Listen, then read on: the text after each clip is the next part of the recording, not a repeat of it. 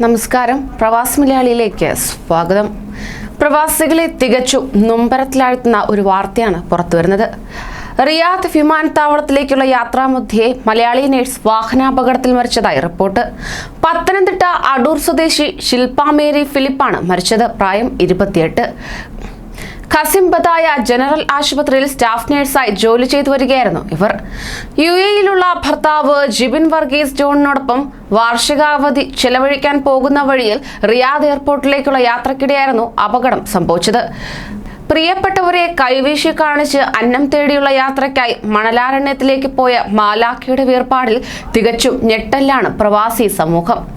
ഇന്നലെ ഉച്ചകഴിഞ്ഞ് 3 മണിയോടെ ബുറൈദയിൽ നിന്ന് 150 കിലോമീറ്റർ അകലെ ഖസിം റിയാദ് റോഡിൽ അൽ ഖലീജിലാണ് അപകടം നടന്നത്. അപകടത്തിൽ കാറിൽ നിന്ന് തെറിച്ചു വീണ് ഗുരുതരമായി പരിക്കേൽക്കുകയായിരുന്നു. മൃതദേഹം അൽ ഖസീം റോഡിലെ അൽ തുമീർ ജനറൽ ആശുപത്രിയിൽ സൂക്ഷിച്ചിരിക്കുകയാണ്. നിയമ നടപടികൾ പൂർത്തിയാക്കി മൃതദേഹം നാട്ടിലെത്തിക്കും.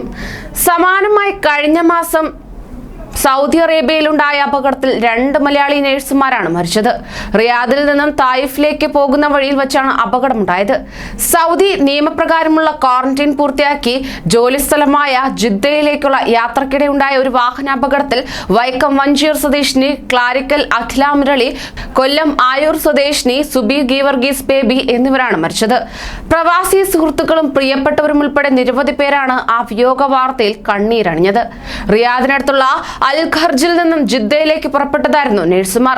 പുലർച്ചെ യാത്ര പുറപ്പെട്ടപ്പോൾ തന്നെ ഉറക്കമായിരുന്ന ഡ്രൈവറോട് നേഴ്സുമാർ ഉറക്കം പൂർത്തിയാക്കിയ ശേഷം യാത്ര പുറപ്പെടാമെന്ന് പറഞ്ഞിരുന്നു.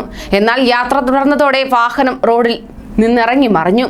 വാഹനത്തിലുണ്ടായിരുന്ന ഒരു നേഴ്സാണ് ഇക്കാര്യം പറഞ്ഞത്. അപകടത്തിൽ ഡ്രൈവർ അടക്കം 3 പേരാണ് മരണപ്പെട്ടത്. ആകെ 8 പേരാണ് വാഹനത്തിൽ ഉണ്ടായിരുന്നത്. ബാക്കിയുള്ളവർ ചികിത്സയിൽ കഴിയുകയാണ്. കൂടുതൽ പ്രവാസി വാർത്തകൾക്കായി ഈ ചാനൽ സബ്സ്ക്രൈബ് ചെയ്യൂ.